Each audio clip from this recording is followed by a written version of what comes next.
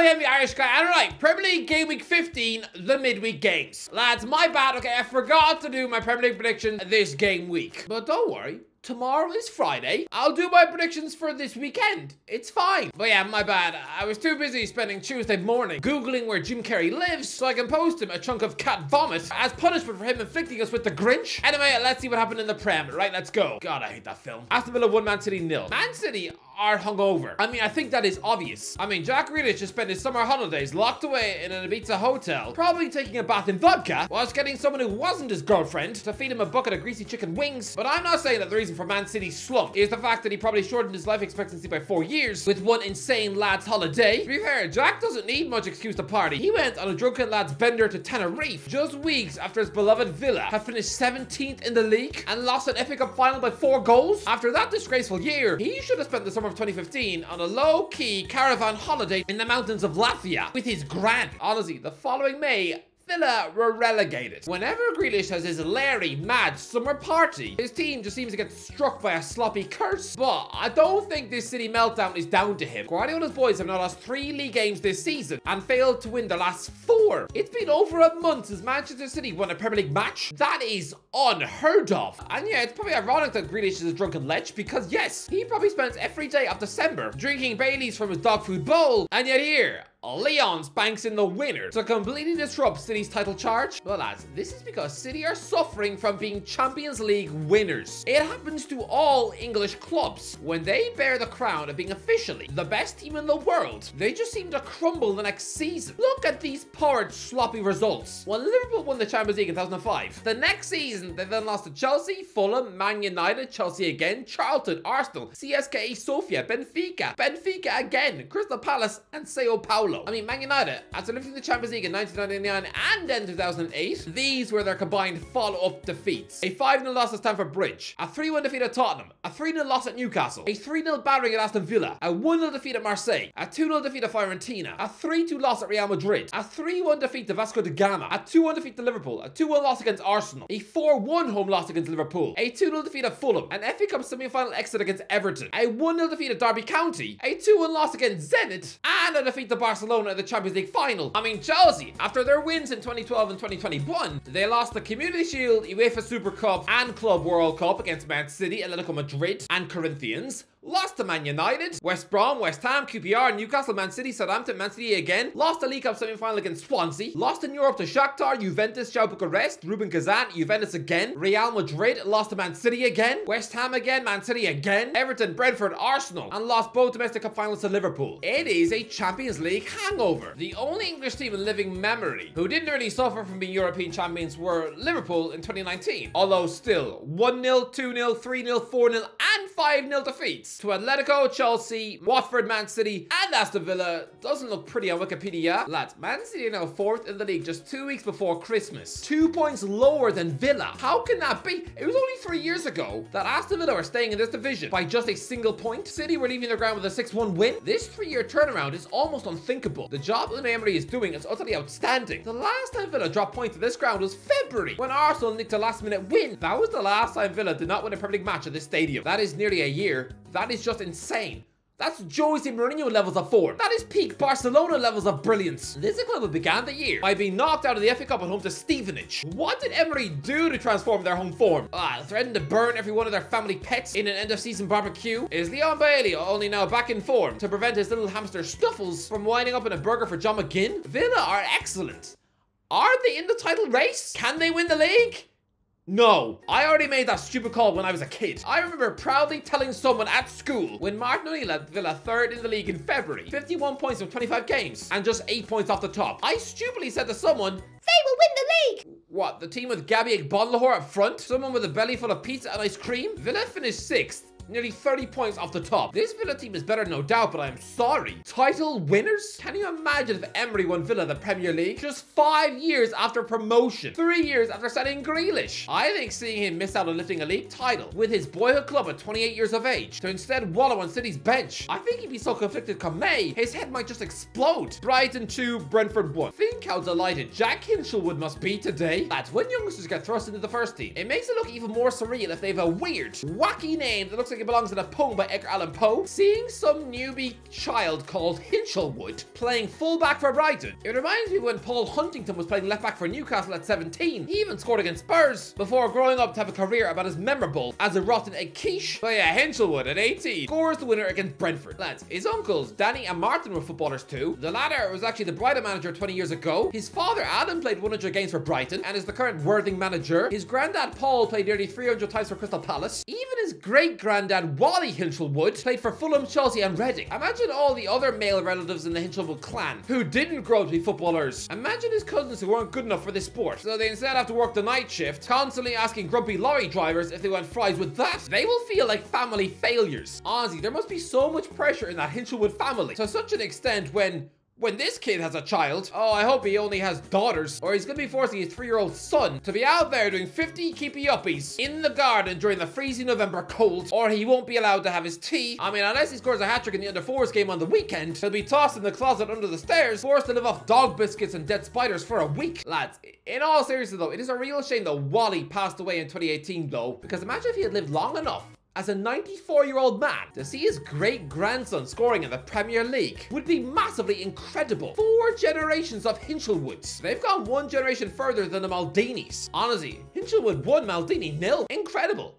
I mean, you've got 3 generations of footballers in the Clivert, Chicharito, Johnson, Coleman, Fordan, Alonso, Pele families. But 4? 4?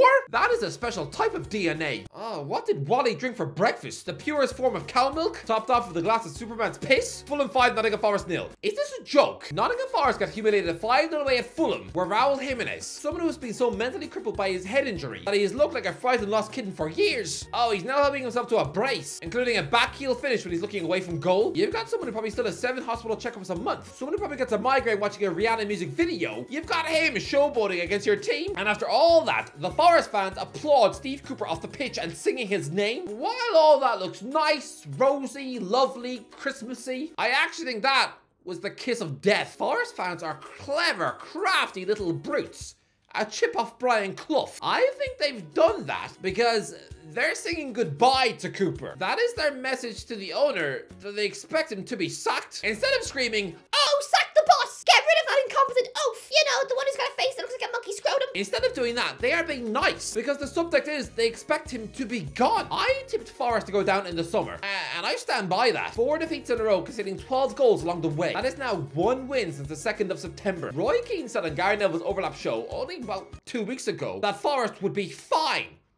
They won't be fine. They are horrendous. They can't defend. They are rubbish. How Irish centre-half Andrew Bailey, a £10 million summer signing from Norwich, how he is yet to make his Premier League debut for Forest when his defensive teammates are playing like incompetent walking eggs. That's almost a sackable offence in itself. Cooper strikes me as a Southampton manager. Some people just, yeah, they look like they belong at a certain club. To me, he just fits the bill as a Saints boss. I would not be shocked to see him finish this season at St Mary's, winning a playoff final against Leeds, but he absolutely should be sacked with Forest. Apparently the front runners for his job are either Julian Lopetegui or Marco Silva. I'm sorry, Silva.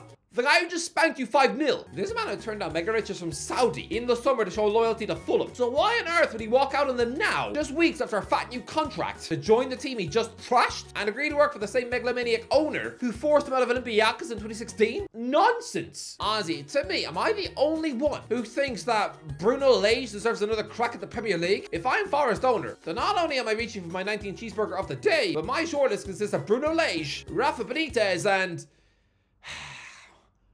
why not give Graham Potter a ring?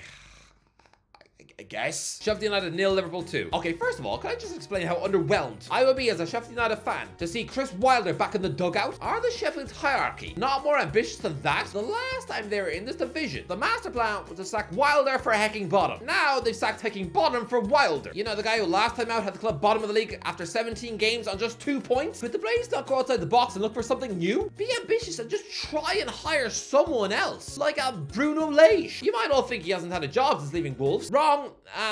He was sacked in Brazil by Botafogo after just 15 matches. Yes, he might look like a cross between an anorexic PE coach and the Ratatouille mouse, but I think a defensive-minded coach like him would have suited the Blades to a T. But no, and you instead go running back to this gruff yesterday's man. Anyway, the Reds took care of business here. Virgil van Dijk and Dominic Szoboszlai with the goals. And lads, Well done, Jurgen Klopp. I was sure that the era of him challenging for league titles had ended the day that Jordan Pickford snapped Van Dijk's knee like a Twix. But lads, it's mid-December and they are 2 points off the top. If the Reds actually manage to lift their second Premier League title under Klopp, wow, then give that man a statue. I'm gonna say this, I'm not cheering for Liverpool to win the league or anything, but those fans deserve to have an open top bus parade where they can actually celebrate winning the league. Back in the summer of 2020, they were probably like a bunch of repressed skeletons. Their first league title in 30 years, and they just had to celebrate by doing fist pumps on the couch. Klopp did promise at the time, oh, we'll have a trophy parade when it's safe. yeah, it's 3.5 years later, Jurgen. Things are pretty safe now. I could go down my local Tesco, sneeze in an old woman's face, and I'm not getting arrested anymore. But there hasn't been a parade since.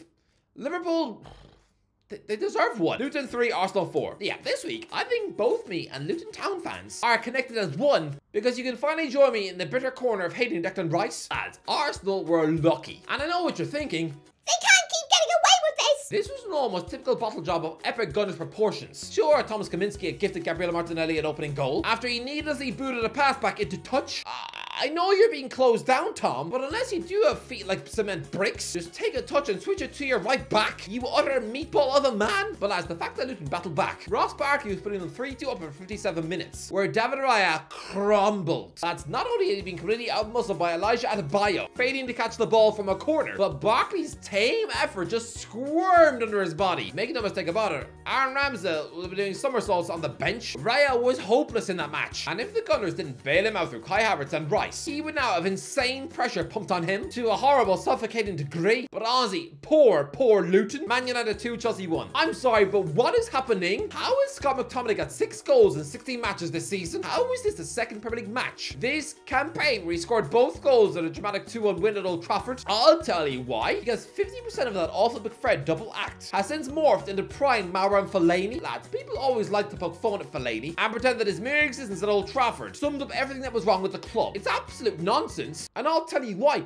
If he was born 10 years earlier, I'm pretty sure Sir Alex Ferguson would have bought him too. An absolute Everton goal machine from midfield. One of the most complicated, confusing, awkward footballers to play against on the planet. An absolute warhorse when used correctly, which Jose Mourinho did at Old Trafford. And he'd usually pop up with important goals in the box. That is what McTominay is doing now. It's sort of unfair that both he and Fred will be talked about as if they were absolute poisoned garden gnomes. And everything they touched immediately turned to vomit. Lads, McTominay is personally thriving. Don't forget back in March, this guy was scoring a brace for Scotland in a famous 2-0 win over Spain, while Fred, ex-Brazil international Fred, is 30 years old and doing pretty well in midfield for Fenerbahce too. I mean, for anyone who cares, he has won every single match he's played in Turkey. That's 15 wins from 15 games. Yeah, the guy who 6 months ago was starting for Man United in a 7-0 loss at Anfield. Since his summer breakup with Scott, he's absolutely thriving too. I mean, to be fair, since the summer of 2022, Fred has actually played a part in 54 wins from Man United, Brazil and Fenerbahce. Ozzy, for a mid-table Premier League club like a Brighton, Fulham, Bournemouth or Wolves, he would be a quality January signing. But anyway, good one for Man United. But for Chelsea, in a world where Villa are 3rd in the league and they are now floundering in 10th so far, this is average work from Pochettino. Average. Crystal Palace 0, Bournemouth 2. I told you Bournemouth were good. I promise you that the Cherries would be a top quality team under Andoni Iraola. And that's exactly what they are. Look at the form graph. It's off the scale. Where's your apologies? The man has now picked up 13 points for the last available 18. He's going to be up for manager of the month. There's only one defeat in there, and that was, at the Etihad. Bournemouth has scored in every single game since early October. Here was a comfy 2-0 win, courtesy of goals from Marcus Senesi and Kiefer Moore. They are great. They really are. A fresh, new, sizzling European coach with new, innovative ideas, while Palace are the opposite. A football club stuck on pause, being babysat by somebody who was probably born when vampires roamed the earth. Ozzy, he was probably raised in an era where he had to fight off actual dinosaurs for his food. Palace need to be careful, because if they keep sleepwalking through this season, they could wind up relegated. All being stuck on pause. Wolves 1, Burnley 0. What a horrible match. Anyway, that's the video. Let me know what you think. Let me know in the comments. What did you make of the midweek games? Let me know in the comments. If you enjoyed the video, don't forget to give it a like, as always. I'll talk to you in a while.